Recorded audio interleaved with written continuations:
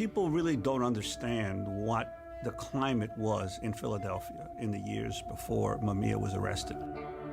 Because if they did, they would look at his arrest and his trial in a different fashion.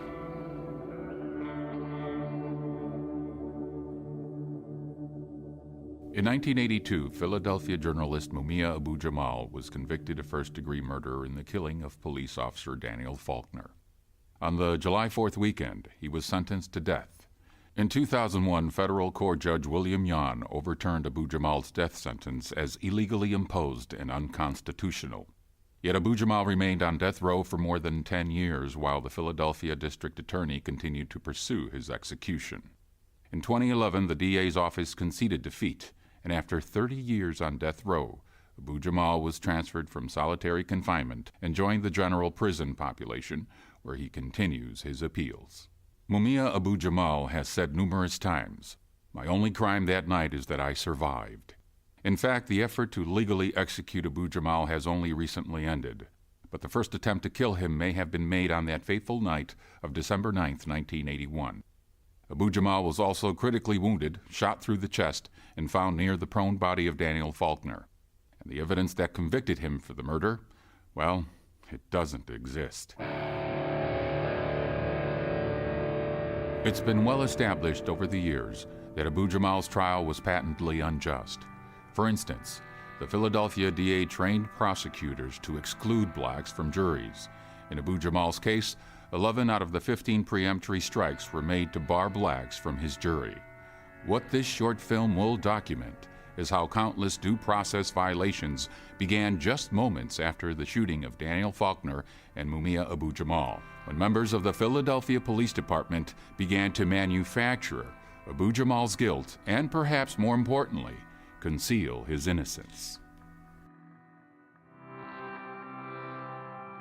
In the culture wars that have punted Mumia the effigy back and forth across ideological fields of politics, race, and class, the attempt has been made to diminish the relevance of Abu-Jamal as a journalist in 1981. But this man, who was elected president of the Philadelphia chapter of the National Association of Black Journalists, was already well known throughout the city as a fiercely independent up-and-coming journalist. In fact, by the age of 15, the FBI was tracking the young writer for the Black Panther Party through their draconian and illegal program known as COINTELPRO. Not for violent behavior, but because of his, quote, inclination to appear and speak at public gatherings. Also, in 1981, he was well known to the Philadelphia Police Department as an outspoken journalist who reported on police corruption and brutality, in particular with regard to the Philly PD's hostile relationship with the controversial MOVE organization, culminating in a year-long police siege of the MOVE House that ended in 1978 with the shooting death of police officer James Ramp. 9 members of MOVE were charged with the murder, and during his coverage of the trial, Abu-Jamal strongly criticized the actions of the police and the prosecution, including the implication that the officer was most likely killed by police crossfire. The MOVE trial concluded just a year and a half before Abu-Jamal and Faulkner were found shot on that fateful night. And it was only 4 months from the federal trial of MOVE leader John Africa, whose acquittal on gun charges left the police and DA's office infuriated. When they saw who they had, that was number one. I mean, wow, look what we done ran into. We got a Panther, and we're gonna kill this Panther. We're gonna kill this nigga here, right here. In the early morning hours of December 9th, 1981, police officer Daniel Faulkner pulls over a rundown blue Volkswagen Beetle in the bustling red light district of Philadelphia.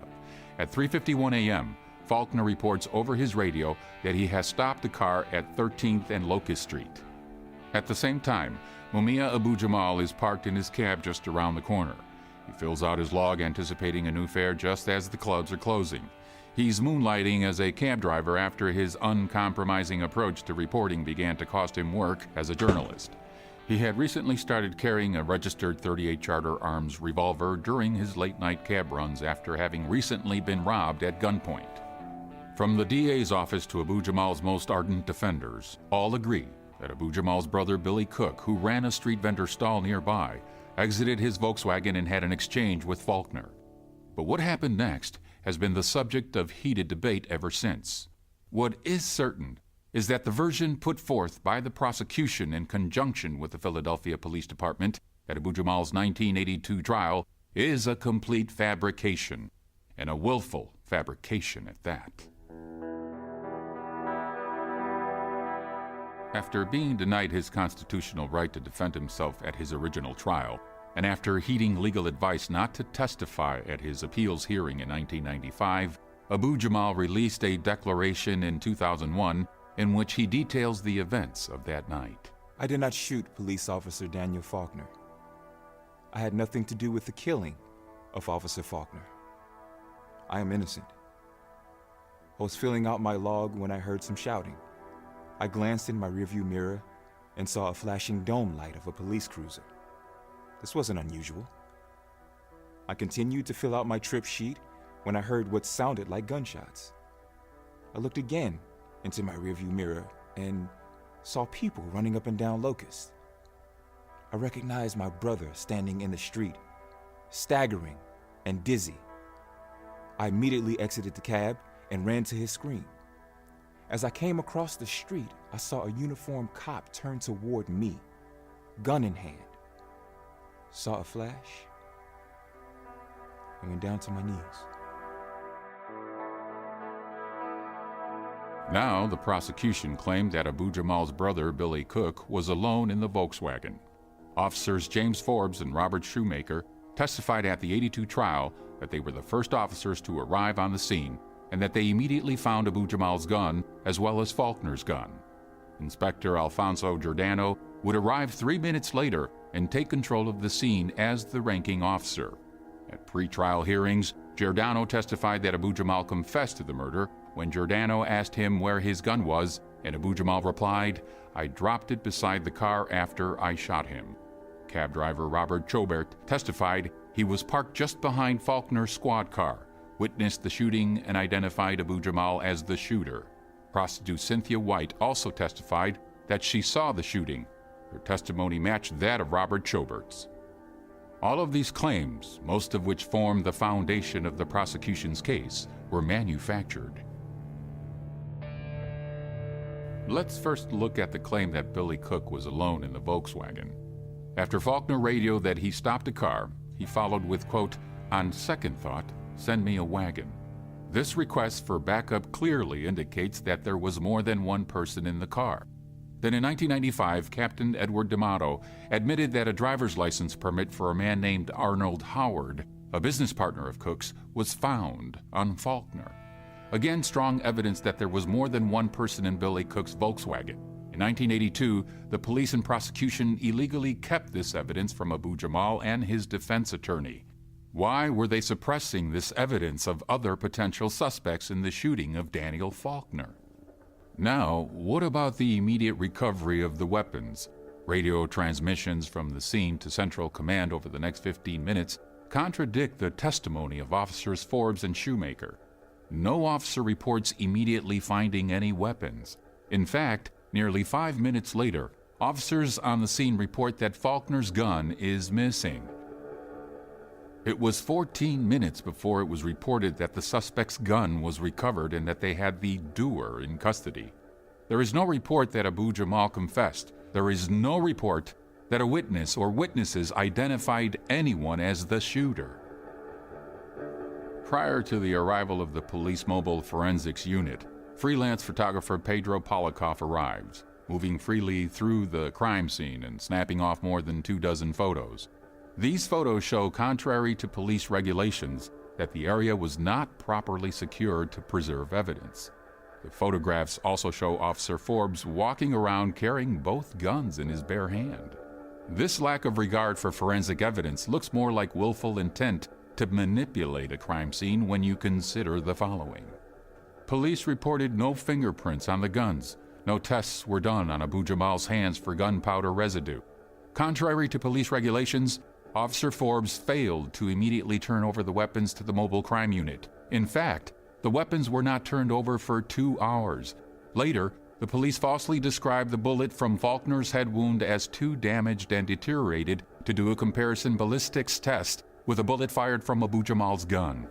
but photographs of the bullet clearly show the identifying characteristics, its twists, the number of lands and grooves, and the relative widths. Instead, the prosecution claimed that the bullet was, quote, consistent with one fired from Abu-Jamal's Charter Arms .38 revolver, although police ballistics expert Anthony Paul admitted this is true of, quote, multiple millions of guns. During appeals, when Abu-Jamal and his legal team demanded independent testing to determine if the bullet was fired from Abu-Jamal's gun, their request was denied, first by Judge Albert Sabo, and then later by federal court judge William Yawn.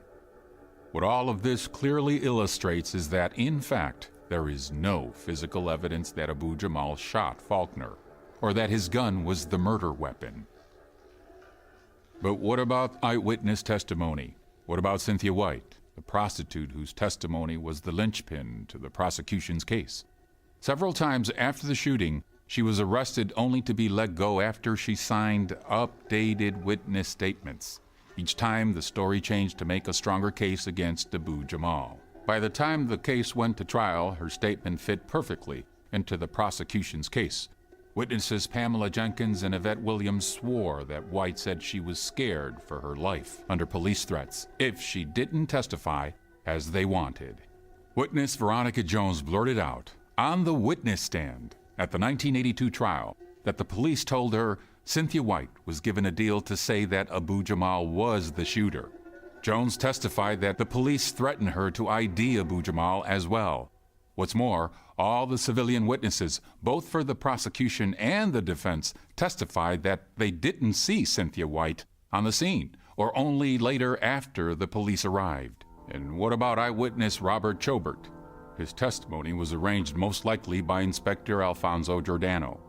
The official police photos, as well as Polikoff's photos, show Chobert's cab was not parked behind Faulkner's squad car as claimed by Chobert and the prosecution. In fact, Chobert was driving illegally that night on a suspended license while on probation after being paid to throw a firebomb into a grade school. During appeals, Chobert admitted that in exchange for his testimony, the prosecution said they would assist with his probation. What's more, Chobert later admitted that he was parked elsewhere and that his testimony was false. The prosecution offered two more eyewitnesses, Michael Scanlon and Albert Magilton. Both men said that they did not see the shooting. Magilton only saw a man run across Locust Street. Scanlon explicitly described the man he saw as having an afro hairstyle and not dreadlocks. There are yet more troubling questions about what happened that night, questions that continually underscore the innocence of Abu-Jamal as well as the effort to frame him. 6 witnesses, including Robert Chobert, made statements that one or more people fled the scene. There is no evidence that investigators ever pursued this person or persons, and, according to these witnesses, they were subjected to police threats, coercion, or offered favors by the prosecution. William Singletary, a local businessman, said he was standing on a nearby street corner and witnessed the shootings. Immediately after, he tried to give his statement to police that Abu-Jamal arrived after Faulkner was already shot. Homicide detectives interrogated and threatened Singletary with bodily harm as well as the trashing of his business if he testified in favor of Abu-Jamal. And then Abu-Jamal's brother, Billy Cook, later swore that his business partner, Ken Freeman, was in the car with him and participated in the shooting of Faulkner. Cook said police threatened him with his life and that he too would be charged with Faulkner's murder if he testified for his brother at trial.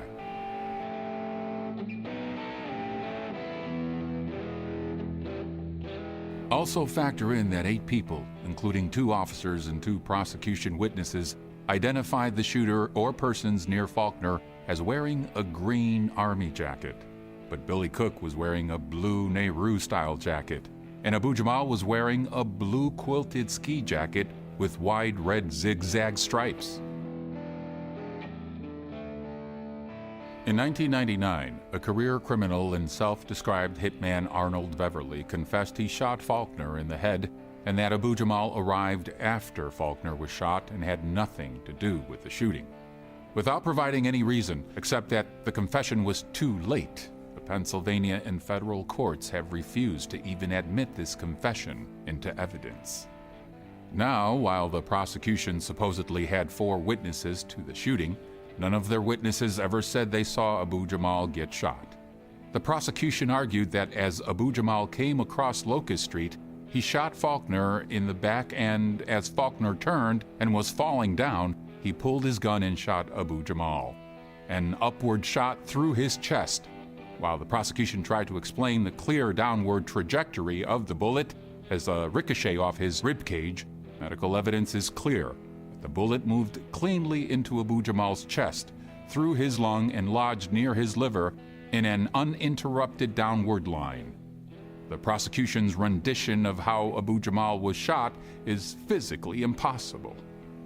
But perhaps the most striking fabrication of the case presented to jurors in 1982, a falsehood that formed the emotional foundation of the prosecution's case and its success in securing a death sentence, is the testimony of Cynthia White and Robert Chobert that Abu-Jamal shot Faulkner, execution style, standing directly over him and unloading 4 rounds, somehow 3 miss and only 1 strikes Faulkner in the face.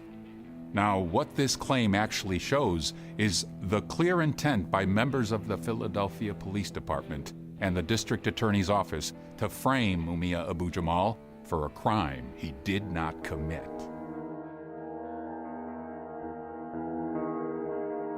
Bullets from a .38 caliber weapon hitting the sidewalk would, without any doubt, leave divots as they tore into the concrete. As shown by this photo analyzed by Robert Nelson, an expert in photo enhancement and analysis at NASA's Jet Propulsion Laboratory, the concrete was, as Nelson determined, quote, completely smooth. This photograph proves that White and Chobert could not have seen, as they claimed at trial, anyone stand over Faulkner and fire. This clearly supports, along with the other evidence of police intimidation, that their testimony was arranged to support a patently false, physically impossible rendition of the crime. This execution-style account invented by the police and prosecution was a key part of their concerted effort not only to get a guilty verdict, but the death penalty. Mumia Abu-Jamal's arrest for this murder was shocking to all who knew him or knew his work. The headline of the Philadelphia Inquirer the next day was unusually sympathetic, stating, "The suspect, Jamal, an eloquent activist not afraid to raise his voice." Philadelphia Inquirer, December 10, 1981. Arrested and charged with murdering a police officer, Abu-Jamal from the very outset acted on his innocence, twice requesting a police lineup, a direct challenge to prosecution witnesses to identify him. He knew the real shooter, or shooters, must have fled the scene, but the court denied his requests for a lineup, just as they would deny his request for funds that would pay for defense investigations as well as expert ballistics witnesses. What's been presented here is evidence of a concentrated effort to frame a man who had been the object of hatred among members of the Philadelphia Police Department for more than a decade.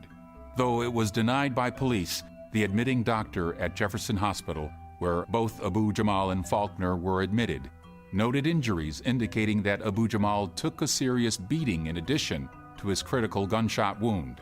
Supported by civilian witness statements, Abu-Jamal himself recounts being punched, kicked, and rammed headfirst into a pole by officers arriving on the scene. After being thrown into a police van, Inspector Alfonso Giordano assaults Abu-Jamal in the head with a police radio while hurling racial slurs. A former commander of the Philadelphia Police Department stakeout cops, Giordano was in charge of the raids on the offices of the Philadelphia chapter of the Black Panther Party in the late 1960s, when Abu-Jamal was a prominent member. Giordano was also in charge of the year-long police siege of MOVE in 1978, which typified racial tensions in the city at the time and resulted in the subsequent trial of the MOVE 9. When Giordano arrived on the crime scene to find the wounded journalist Abu-Jamal, he knew exactly who he was, and from that moment on, all police attention was directed to producing evidence of Abu-Jamal's guilt and nothing else. As the prosecution built their case, Giordano was the prime police witness during pretrial hearings, and his account of Abu-Jamal's confession was a cornerstone. but without explanation, he was pulled from the case and did not even testify at trial. Unknown to Abu-Jamal and his defense, Giordano, as well as the commander and deputy commander of the Center City area, along with the head of the homicide division, in fact, the entire chain of command in Abu-Jamal's prosecution, were all under FBI investigation for corruption at the time of Faulkner's murder.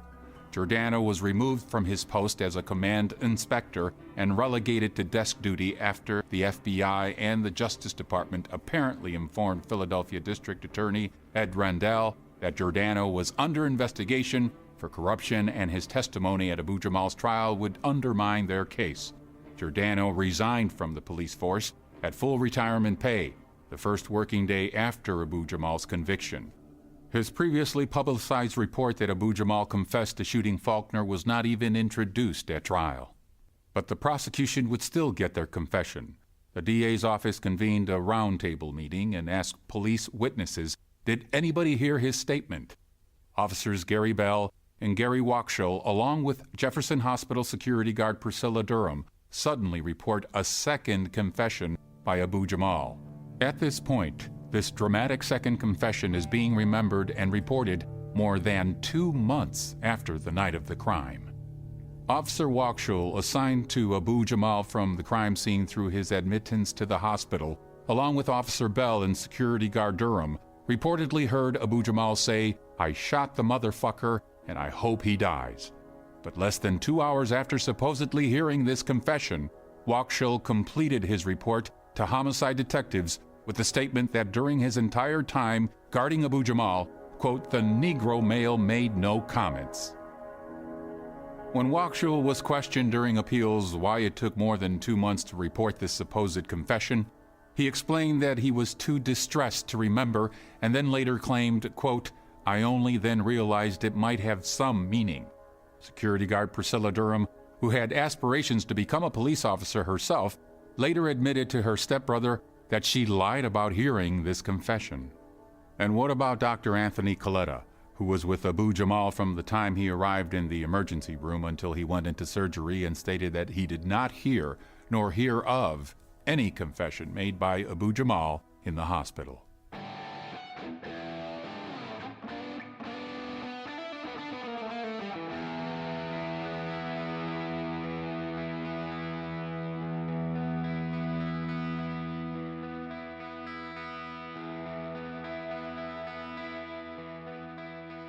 When Abu-Jamal attempted to call Wakshull to the stand during the '82 trial to counter the report of his confession, he was told by the prosecution that the officer was on vacation and was denied even a phone call by Judge Sabo to see if the officer could be reached.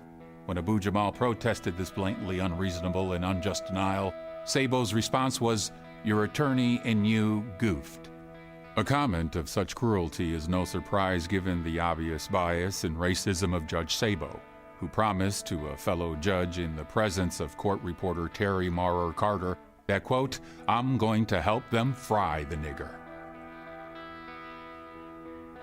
But while Sabo was infamous for his hostile behavior with defendants and was actually nicknamed the prosecutor in robes, it was a corrupt Philadelphia police force, empowered by the DA, that clearly manufactured Abu-Jamal's guilt and suppressed evidence of his innocence beginning in those early morning hours of December 9th, 1981.